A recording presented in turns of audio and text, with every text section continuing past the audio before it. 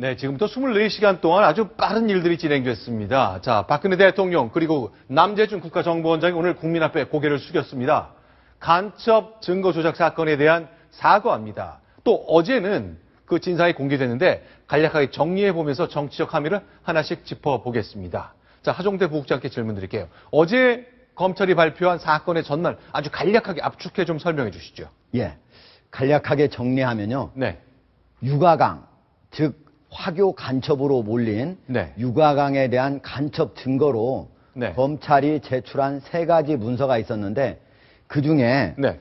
출입경 관리 기록은 중국에서 진본이 오지 않았기 때문에 네. 확실히 위조라고 하는 사실을 현재 알 수 없다. 네. 그러나 네. 나머지 2개 문서 발급 확인서, 즉 출입경 관리 기록에 대한 발급 확인서하고 네. 산허 변방 검사 참에서 한 출입경 정황 증명서, 정황 설명서입니다. 이 2가지는 위조가 맞다.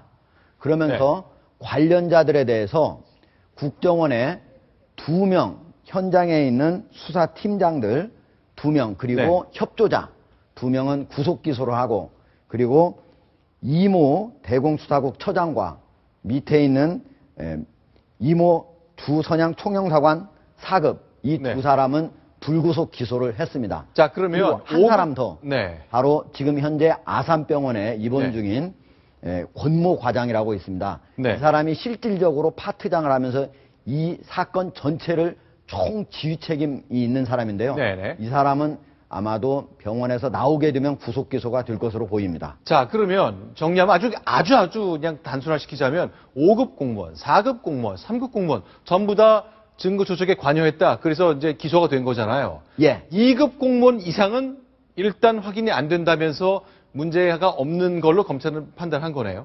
예. 지금 여기에서 가장 높은 사람이 네. 이모 대공수사국 처장인데요. 네. 이 사람부터 그 밑에 모두 기소된 사람들은 모두 한 방을 씁니다. 아, 잠깐만요. 그러니까 사무실 공간을 같이 쓴다 그 얘기죠? 예, 한 사무실을 씁니다. 아, 그렇기 같은 때문에 방에서 일했으니까 서로 모를 리가 없었다. 예, 그리고 언제든지 바로바로 서로 보고하고 지시할 수 있는 사이고요. 네. 다만 지금 그 위에 있는 치모 대공수사국 부국장, 네. 이분이 이제 2급인데 네. 이분은 조사를 받았지만 무혐의 처분을 받았고요. 네. 그리고 그 위에 있는 이모 대공 수사국장이 있습니다. 이분이 네. 1급인데 네. 이분은 소환 조사는 받지 않았고 네. 서면으로 조사를 받았습니다. 여전히 네. 똑같이 무혐의 처분을 받았습니다. 아하, 그러니까 3급 공무원까지 같은 방 쓰는 사람들은 몰랐다고 말하기 어려우니 일단 다 재판에 붙여졌고 그렇죠. 2급 이상은 일단 혐의를 찾을 수 없다는 결론인데 예. 그래서 그런지 야당에서 야 이거 전형적인 꼬르자리 수사다. 윗사람 봐준 거 아니냐라면서 비판하고 있잖아요. 예. 지금까지 국정원이 네. 어떤 수사를 당하면서 네. 직접 국정원이 압수수색을 당한 거는 네. 3번이 있었습니다. 네. 2006년입니다. 2006년에 네. 국정원에 네. 도청 사건이 있었고요. 지금 화면에 나오네요. 안기부 X파일 사건이라고 그러죠. 그때 당시에 신건 당시 원장이, 즉 도청 사건이 있었을 당시에 원장이 구속이 됐습니다. 네. 그리고 지난해 있었던 댓글 사건, 네. 원세훈 국정원장이 불구속 기소가 됐죠. 네. 그렇지만 이번에 증거조작 의혹 사건은 남재준 원장만 사과를 하고 바로 네. 오늘 오전 9시 반에 사과를 했죠. 네. 전혀 형사적인 책임은 묻지 않았습니다. 즉 국정원이 자기의 사무실이 네. 압수수색을 당하는 것은 아주 수치로 여기거든요. 그리고 지금까지 네. 국정원 역사에서 네. 딱 3번뿐이 압수수색을 한다 했는데 네. 여기에서 무혐의 처분을 받고 전혀 형사 책임을 지지 않은 사람은 남재준 원장 1명뿐이다. 이렇게 말씀드릴 수 지금 있습니다. 말씀한 얘기는 이제 국가정보원이 직접 압수수색을 당할 정도로 민망하고 중대한 사건이 벌어지면서 원장이 책임지지 않은 것은 이번이 처음이다. 그렇죠. 그러니 뭔가 책임을 좀 물어야 된다는 느낌을 좀 주는 답을 주셨네요. 그렇죠. 자, 그럼 그거- 그 얘기는 좀 하고요. 검찰은 어떻습니까? 일단 증거를 조작하고 위조를 한 것은 국가정보원이지만 그거를 법원에 제출하면서 난리가 난 건데 제출한 건 검찰이잖아요. 검찰은 책임을 물었습니까? 예. 사실은 검찰은 네.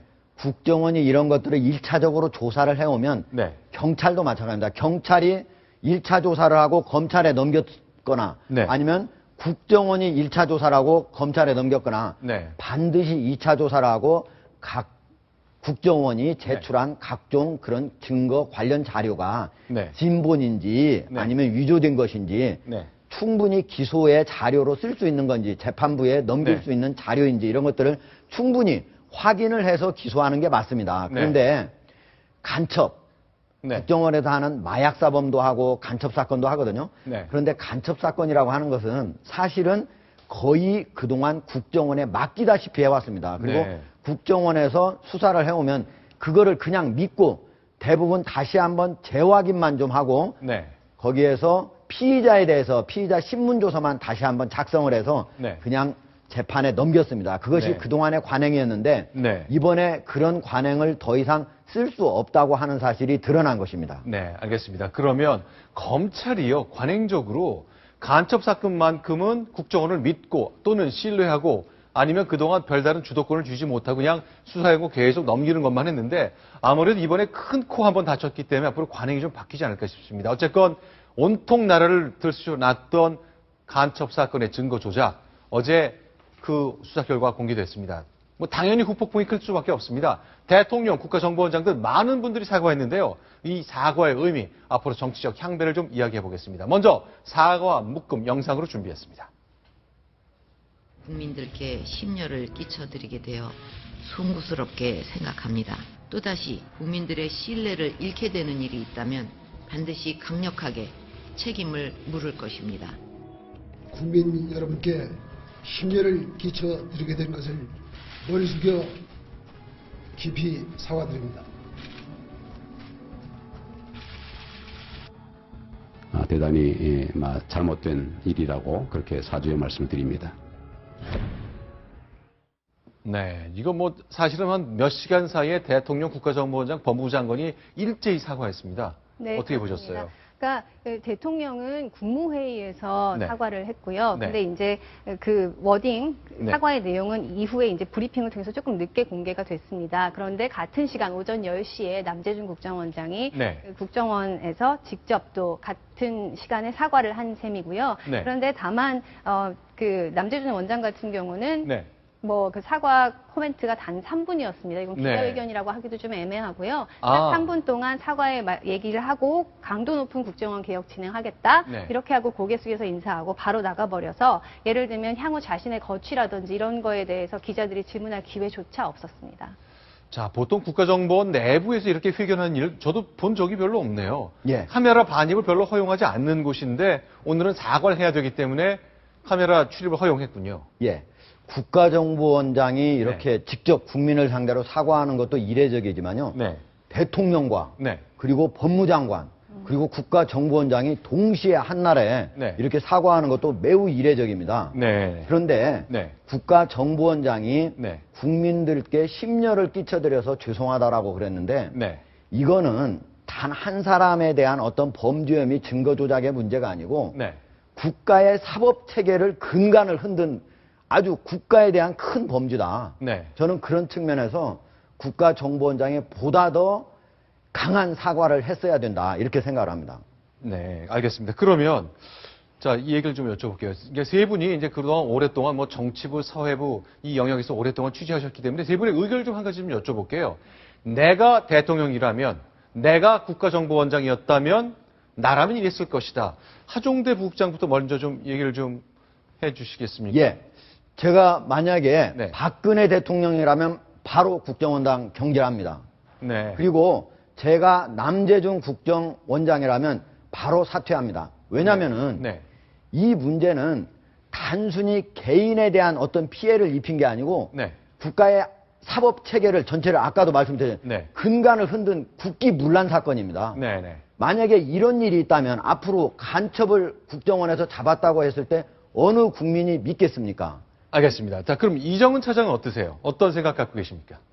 저도 같습니다. 제가 대통령이라면 네. 물론 여러 가지 정치적 고민이 왜 없겠습니까마는 네. 경질을 하겠습니다. 그리고 네. 제가 남재준 국정원장이라면 제가 지금까지 듣고 알아온 남재준 원장이라면 사퇴합니다. 왜냐하면 전사라고 했으면 이런 일에는 전사답게 책임을 져야 하는 것이고요. 네. 그래야만 정보기관이라는 일은요, 목숨을 때로 내놔야 하는 것입니다. 네. 이럴 때 수장이 책임져 주지 않으면 그 네. 누가 나라를 위해서 목숨을 내놓겠습니까? 그런 점에서는 여러 가지 메시지를 그러니까 담은 거취 표명이라고 생각합니다. 자, 그럼 두 분의 의견은 뭐 일치하는 것 같고요. 박정훈 차장은 어떠세요?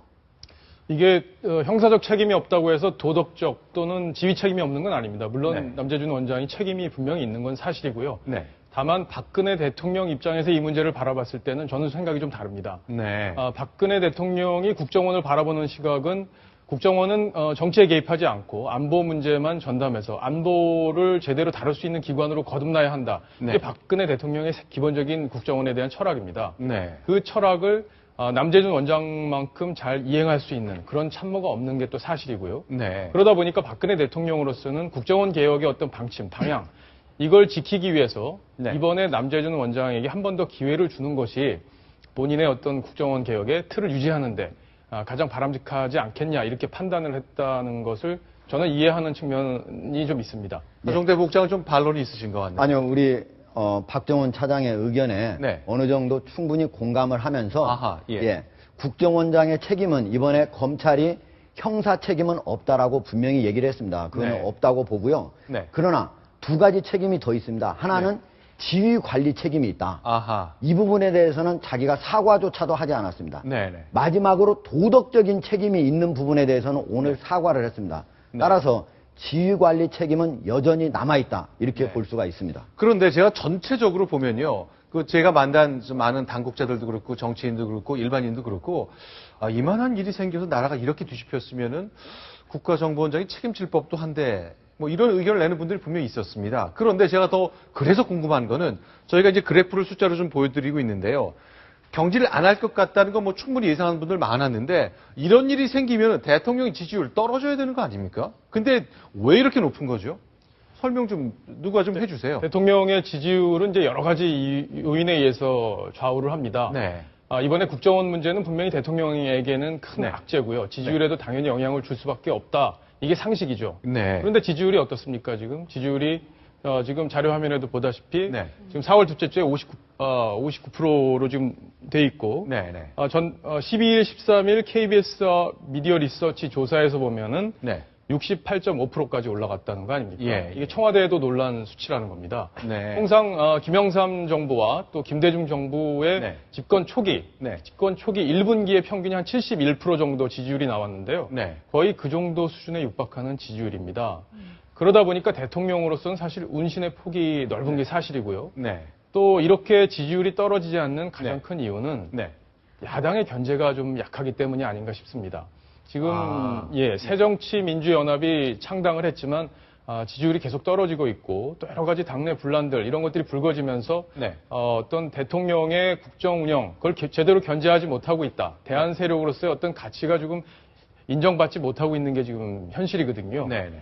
그런 의미에서 일단 대통령 지지율이 떨어지지 않는 측면도 있고요. 네. 또 대통령 스스로가 가진 어떤 장점, 네. 영남의 어떤 확고한 정치적 기반을 갖고 있고요. 또 네. 충청권 이런 데서도 상당히 지지 기반이 폭넓게 있는 게 사실입니다. 네. 그러니까 대통령이 잘하고 못하고 보는 이런 걸 따져서 보는 게 어떤 우리 국민의 정서가 아니라 네. 지금 집권 초기니까 무조건적으로 좀 이해해주고 네. 또 아직은 좀 지켜보자 이렇게 바라보는 시각이 좀 있는 게 아닌가 이런 생각이 듭니다. 그러니까 악재가 분명히 생긴 건 맞지만 우리 국민이 아직까지는 사안별로 이렇게 반응한다기보단 포괄적으로 좀 밀어줘야 되는 때 아니냐 이런 생각을 하는 점이 이런 높은 지지율을 반영한다 이런 설명이신데요. 자 그러면요. 자 정리하겠습니다. 이 유성 씨 사건 간첩 사건 증거 조작 사건이지만 출발점은 서울시가 고용한 어느 탈북자 공무원이 있는데 이분이 탈북자 정보를 다 다룬 일을 하지만 알고 봤더니 간첩 같더라 이런 혐의가 적용된 거잖아요. 그래서 그런지 박원순 서울시장이 이거 나랑 상관없다는 의견을 내놨습니다. 오늘 아침 라디오 인터뷰인데요. 한번 들어보시면 재밌는 말씀이 나옵니다. 같이 확인해 보겠습니다. 오세훈 전 시장님이 채용한 사람이고 저하고는 아무 상관이 없는데도 어쨌든 서울시 공무원이었다고 하는 이유로 그래서 일부 단체들은 저한테 책임을 뒤집으시는 이런 시위도 그랬거든요. 제 이미지를 나쁘게 하려는 그런 의도는 있지 않았나 그런 생각을 하는 거죠.